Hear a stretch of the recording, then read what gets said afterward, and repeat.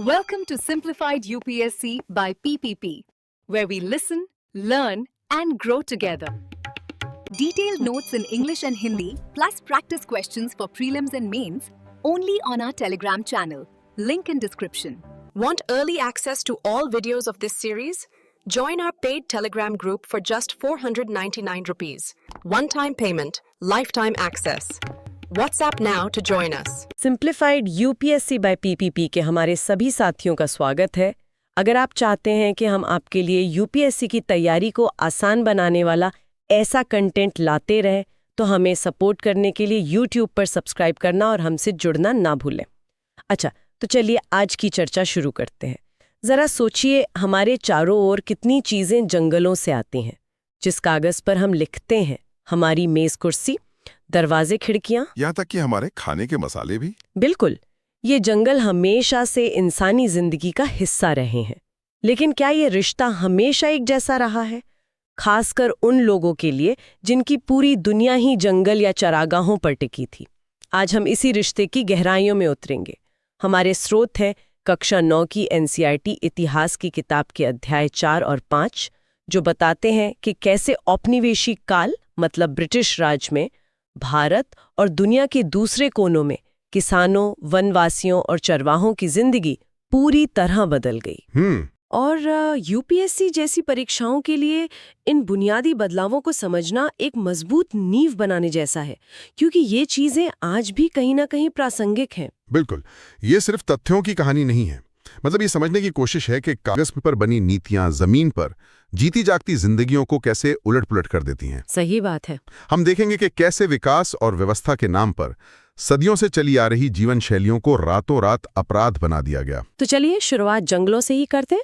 British राज में जंगलों की कटाई यानी डिफॉरेस्टेशन में अचानक इतनी तेजी क्यों आ गई? क्या ये सिर्फ आबादी बढ़ने या खेती की सामान्य जरूरतों की वजह से था? नहीं, इसके पीछे दो बहुत बड़े और सीधे कारण थे जो ब्रिटेन की अपनी जरूरतों से जुड़े थे। अच्छा। पहला कारण था व्यावसायिक फसलें। देखिए, यूरोप की शहरी आबादी तेजी से बढ़ रही थी। उनका पेट भरने के लिए अनाज चाहिए था। ओके। और साथ ही ब्रिटेन जी कारखानों को कच्चा माल चाहिए था। इसलिए भारत में जूट, कपास, गन्ना, गेहूं जैसी फसलों पर जोर दिया गया। और उसके लिए जमीन चाहिए थी। एग्जैक्टली। और वो जमीन कहां से आती? जंगलों से। औपनिवेशिक सरकार जंगलों को अनुत्पादक या अनप्रोडक्टिव मानती थी। अनुत्पादक मतलब उनसे कोई सीधा टैक्स या राजस्व नहीं मिलता था। हाँ, उनकी नजर में जंगल एक बेकार जमीन थी, जिसे साफ करके खेती के लायक बनाना ही समझदारी थी। ठीक है, तो व्यावसायिक फसलें एक वजह थी, लेकिन मुझे लगता है कि सिर्फ खेती के लिए जंगल काटना शायद इतनी बड़ी तादाद में नहीं हुआ होगा। क्या कोई और बड़ी वजह थी जिसने इस प्रक्रिया को रॉकेट की तरह तेजी दे दी? बिल्कुल, और वो वजह थी शाही नौसेना और रेलवे। ये दूसरा और सबसे बड़ा कारण था। अच्छा। हुआ ये कि 19वीं सदी तक आते आते इंग्लैंड में ओक यानी बांज के जो जंगल थे वो लगभग खत्म हो चुके थे। अब शाही नौसेना के जहाज कैसे बनते? जहाजों के लिए मजबूत लकड़ी चाहिए थी। उनकी नजर पड़ी भारत के विशाल जंगलों पर। और फिर भारत में रेलवे का जाल बिछना शुरू हुआ। हाँ, रेलवे। आप अंदाजा लगाइए, सिर्फ 1 मील लंबी रेलवे लाइन बिछाने के लिए 1760 से 2000 लकड़ी के स्लीपरों की जरूरत पड़ती थी। 1700 से 2000 स्लीपर सिर्फ 1 मील के लिए? हाँ, सिर्फ 1 मील। ये तो कल्पना से भी परे है। तो असल में भारत के जंगलों का भविष्य इंग्लैंड की नौसेना और रेलवे की जरूरतें तय कर रही थी। हाँ, ये कमाल का कनेक्शन है। यही तो बात है। ये कोई अंधाधुन कटाई नहीं थी, बल्कि एक सोची समझी औद्योगिक स्तर की कटाई थी। और इसी को नियंत्रित करने के लिए उन्होंने एक पूरी व्यवस्था बनाई, जिसे उन्होंने बड़ा आकर्षक नाम दिया होगा। हाँ बिल्कुल, वैज्ञानिक वानिकी या साइंटिफिक फॉरेस्ट्री। वैज्ञानिक वानिकी, ये नाम सुनना थोड़ा अजीब नहीं है? वैज्ञानिक शब्द से तो लगता है कि कुछ बहुत अच्छा, व्यवस्थित और शायद पर्यावरण के लिए फायदेमंद हो रहा होगा। लेकिन असल में तो ये प्राकृतिक विविधता को खत्म करके एक व्यावसायिक जरूरत को पूरा करने जैसा था। क्या ये नाम सिर्फ एक तरह का प्रोपेगेंडा था? आपने बिल्कुल सही पकड़ा। ये नाम बहुत भ्रामक था। इसके जनक थे एक जर्मन विशेषज्ञ डाइटरीच ब्रैंडिस। उन्हें भारत का पहला इंस्पेक्टर जनरल ऑफ फॉरेस्ट बनाया गया था। ओके। वैज्ञानिक वानिकी के नाम पर उन्होंने जो किया वो ये था कि प्राकृतिक जंगलों को, जहां सैकड़ों किस्म के पेड़ पौधे एक साथ उगते थे, पूरी तरह से काट डालो। सब कुछ? हाँ, सब कुछ। और उनकी जगह व्यावसायिक रूप से कीमती पेड़ जैसे सागौन या साल सीधी कतारों में लगा दो। इसे बागान या प्लांटेशन कहते हैं। मतलब जंगल को एक लकड़ी की फैक्ट्री में बदल दिया गया। और इस फैक्ट्री को चलाने के लिए जरूर कोई बड़ा ढांचा खड़ा किया गया होगा, नियम कानून। हाँ, एक पूरा सिस्टम बनाया गया। 1864 में भारतीय वन सेवा, इंडियन फॉरेस्ट सर्विस की स्थापना हुई। 1865 में पहला भारतीय वन अधिनियम, फॉरेस्ट एक्ट लाया गया। बाद में इसी विज्ञान को पढ़ाने के लिए 1906 में देहरादून में इंपीरियल फॉरेस्ट रिसर्च इंस्टीट्यूट की भी स्थापना हुई। तो ये एक पूरी संस्थागत मशीनरी थी। तो एक तरफ तो ये बड़े बड़े नियम बन रहे थे, IFS बन रहा था, लेकिन जमीन पर जो लोग रह रहे थे, आदिवासी, वनवासी, उनकी जिंदगी में क्या तूफान आया इस सबसे? उनकी दुनिया ही उजड़ गई। 1878 में वन अधिनियम को और सख्त किया गया और जंगलों को 3 श्रेणियों में बांट दिया गया: आरक्षित, सुरक्षित और ग्रामीण। आरक्षित मतलब? रिजर्व्ड। हाँ, रिजर्व्ड, प्रोटेक्टेड और विलेज। जो सबसे घने और अच्छे जंगल थे उन्हें आरक्षित घोषित कर दिया गया। इन जंगलों में गांव वालों का घुसना पूरी तरह मना था। मतलब अपनी झोपड़ी बनाने के लिए लकड़ी तक नहीं ले सकते थे? लकड़ी या खाना पकाने के लिए जलावन तक नहीं। उनकी पूरी जीवन शैली ही एक तरह से गैर कानूनी बन गई। मतलब जिन जंगलों को वो अपना घर मानते थे, अब उसी घर में वे घुसपैठिए बन गए। बिल्कुल। शिकार करना, कंदमूल फल इकट्ठा करना, अपने पशुओं को चराना, ये सब अब अपराध था। और अगर पकड़े गए तो उन्हें वन रक्षकों की दया पर जीना पड़ता, जो अक्सर उनसे घूस वसूलते या उन्हें परेशान करते। इसके अलावा एक और प्रथा पर सीधा हमला हुआ, वो थी घुमंतू खेती। हाँ, झूम खेती, जिसमें जंगल के एक हिस्से को साफ करके खेती करते हैं और फिर कुछ साल बाद आगे बढ़ जाते हैं। जी, जिसे भारत के अलग अलग हिस्सों में झूम, बेवर, पोडू जैसे कई नामों से जाना जाता है। इस पे रोक क्यों लगाई गई? अंग्रेजों के लिए ये प्रथा बहुत नुकसानदेह थी। एक तो उन्हें डर था कि खेत जलाने की प्रक्रिया में कहीं रेलवे के लिए उगाई जा रही कीमती लकड़ी को आग न लग जाए। अच्छा। और दूसरा, ऐसी जमीन पर टैक्स लगाना और उसे नियंत्रित करना मुश्किल था, इसलिए उन्होंने इस पर पूरी तरह से रोक लगा दी। नतीजा ये हुआ कि इन समुदायों को जबरदस्ती अपनी जगहों से विस्थापित होना पड़ा। जब किसी से उसका घर, उसका भोजन और जीने का तरीका ही छीन लिया जाए तो टकराव तो होना ही था। जाहिर है इन नीतियों के खिलाफ विद्रोह हुए होंगे। हाँ, और ये विद्रोह हमें बताते हैं कि लोग चुपचाप सब कुछ सह नहीं रहे थे। 2 उदाहरण बहुत महत्वपूर्ण हैं। पहला, भारत में 1910 का बस्तर का विद्रोह। बस्तर, ये तो आज भी घने जंगलों और आदिवासी संस्कृति का केंद्र है। वहां क्या हुआ था? कारण वही थे जो हमने अभी चर्चा किए: जंगलों का आरक्षण, झूम खेती पर रोक और ऊपर से अंग्रेज अफसरों की बेगार मतलब मुफ्त में काम करवाना। हाँ, मुफ्त में श्रम और सामान की मांग। इस विद्रोह का एक बड़ा नाम था गुंडा धुर, जो नेतानार गांव के थे। लेकिन दिलचस्प बात यह है कि विद्रोह फैला कैसे? वो कैसे? गांवों में संदेश भेजने का तरीका बहुत अनूठा था। आम की टहनी, मिट्टी का ढेला, मिर्च और तीर, ये प्रतीक थे जो बताते थे कि अब बगावत का समय आ गया है। ये तो बहुत नाटकीय लगता है। और इस विद्रोह का स्वरूप कैसा था? क्या ये हिंसक था? हाँ, ये हिंसक था। विद्रोहियों ने बाजारों को लूटा, अंग्रेज अफसरों और व्यापारियों के घरों, स्कूलों और पुलिस थानों को जला दिया। अंग्रेजों ने इसे दबाने के लिए सेना भेजी और बहुत क्रूरता बरती। विद्रोह तो दब गया, लेकिन अंग्रेज इतने हिल गए थे कि उन्होंने वन आरक्षण का काम कुछ समय के लिए रोक दिया। तो ये कहानी सिर्फ भारत की नहीं थी। क्या ऐसा ही प्रतिरोध कहीं और भी देखने को मिला? बिल्कुल। अब चलते हैं इंडोनेशिया के जावा द्वीप पर, जहां डच औपनिवेशिक सरकार ने भारत जैसी ही वैज्ञानिक वानिकी लागू की थी। अच्छा, जावा में भी? हाँ, वहां 1890 के आसपास सुरोंती को सामिन नाम के एक व्यक्ति ने एक आंदोलन खड़ा किया। सामिन का तर्क बहुत सीधा और गहरा था। उन्होंने कहा, सरकार ने हवा, पानी, जमीन और लकड़ी को बनाया नहीं है, तो वो इन पर टैक्स कैसे लगा सकती है? ये तो बहुत मौलिक और शक्तिशाली सवाल है। तो उनके विरोध का तरीका क्या था? क्या वो भी बस्तर की तरह हिंसक था? नहीं, उनका तरीका बिल्कुल अलग था, काफी हद तक गांधीवादी। अच्छा। सामिन के अनुयायियों ने टैक्स देने या डच सरकार के लिए मुफ्त में काम करने से साफ मना कर दिया।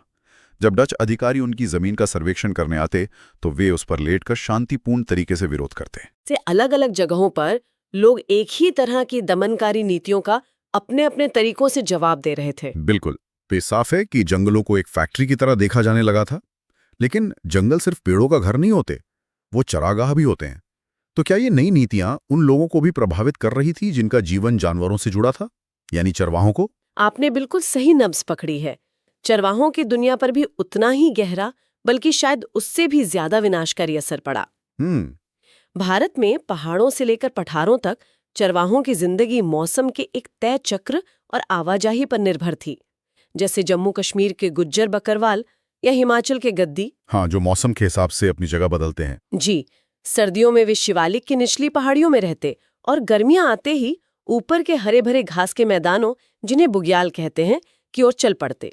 ये एक सदियों पुरानी लय थी। और मैदानी इलाकों में भी ऐसा ही कुछ होता होगा? हाँ, जैसे महाराष्ट्र के धंगर, कर्नाटक और आंध्र प्रदेश के गोल्ला और कुरुमा, ये सभी समुदाय मानसून और सूखे के चक्र के हिसाब से अपने जानवरों को एक चारागाह से दूसरे में ले जाते थे। तो उन्होंने इस सदियों पुरानी लय को कैसे तोड़ा? किन नीतियों से? उन्होंने एक के बाद एक कई चोटें की। सबसे पहले उन्होंने चारागाहों को खेती की जमीन में बदलना शुरू कर दिया, परती भूमि नियम या वेस्टलैंड रूल्स के तहत। Wasteland rules? हाँ, इसके तहत जो भी जमीन खेती के तहत नहीं थी, उसे बेकार मान लिया गया। इन बेकार जमीनों, जो असल में चरवाहों के लिए जीवन रेखा थी, को सरकार ने अपने कब्जे में लेकर कुछ लोगों को खेती के लिए दे दिया, ताकि राजस्व बढ़ाया जा सके। बिल्कुल, यह विश्व दृष्टिकोण का टकराव था।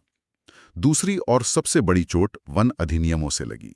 जिन जंगलों से चरवाहे पीढ़ियों से गुजरते थे, उन पर अब पाबंदी लग गई। मतलब उन्हें परमिट लेना पड़ता होगा? हाँ, परमिट लेना पड़ता था, और परमिट में तय होता था कि वे कितने दिन अंदर रह सकते हैं। अगर वे एक दिन भी ज्यादा रुकते तो उन पे भारी जुर्माना लगता था। परमिट, नियम, जुर्माने और भी कुछ था? हाँ, बात यही नहीं रुकी। 1871 में अंग्रेजों ने आपराधिक जनजाति अधिनियम या क्रिमिनल ट्राइब्स एक्ट लागू किया। ये एक बहुत ही क्रूर कानून था। इसके तहत क्या था? इसके तहत दस्तकारों, व्यापारियों और चरवाहों के कई घुमंतू समुदायों को जन्मजात अपराधी घोषित कर दिया गया। जन्मजात अपराधी? मतलब कोई समुदाय पैदा ही अपराधी होता है? ये तो बहुत ही भयानक सोच है। हाँ, उन्हें क्रिमिनल बाय बर्थ मान लिया गया। अब उन्हें कुछ खास अधिसूचित गांवों में ही रहने के लिए मजबूर किया गया और उनकी बिना परमिट आवाजाही पर रोक लगा दी गई। और इसके ऊपर से टैक्स भी होगा? बिल्कुल, रही सही कसर चराई कर या ग्रेजिंग टैक्स ने पूरी कर दी। हर एक जानवर पर टैक्स लगा दिया गया। जितना बड़ा झुंड उतना ज्यादा टैक्स। चरवाही एक महंगा और मुश्किल सौदा बन गई। ये जो पैटर्न हम देख रहे हैं, पारंपरिक आजीविका को नियंत्रित करना, उसे गैर कानूनी बनाना, टैक्स लगाना, क्या ये सिर्फ भारत में हो रहा था या ये औपनिवेशिक शासन का एक स्टैंडर्ड तरीका था? ये उनका स्टैंडर्ड प्लेबुक था। इसका सबसे बड़ा उदाहरण हमें अफ्रीका में मिलता है, मसाई चरवाहों के साथ। मसाई पूर्वी अफ्रीका के? जी, मसाई पूर्वी अफ्रीका के सबसे सम्मानित चरवाहा समुदायों में से थे। उनकी जिंदगी जमीन, मवेशी और चरागाहों पर ही टिकी थी। तो उनके साथ क्या हुआ? क्या उनकी कहानी भी भारत के चरवाहों जैसी ही है? बहुत हद तक, बल्कि शायद और भी ज्यादा दुखद। 1885 में यूरोपीय शक्तियों ने अफ्रीका का आपस में बंटवारा कर लिया। मसाई लोगों का विशाल इलाका, जिसे मसाईलैंड कहते थे, एक लकीर खींचकर 2 हिस्सों में बांट दिया गया। सिर्फ एक लकीर से? हाँ, एक हिस्सा ब्रिटिश केन्या में चला गया और दूसरा जर्मन टांगानिका में। इसके बाद जो हुआ वो और भी बुरा था। उनके सबसे हरे भरे और अच्छे चरागाहों को छीनकर गोरे लोगों को बसने के लिए दे दिया गया। और मसाई लोगों को? उन्हें दक्षिण के एक छोटे और सूखे इलाके में धकेल दिया गया, जहां ना ठीक से पानी था, न चारा। और मुझे लगता है कहानी यहीं खत्म नहीं हुई होगी।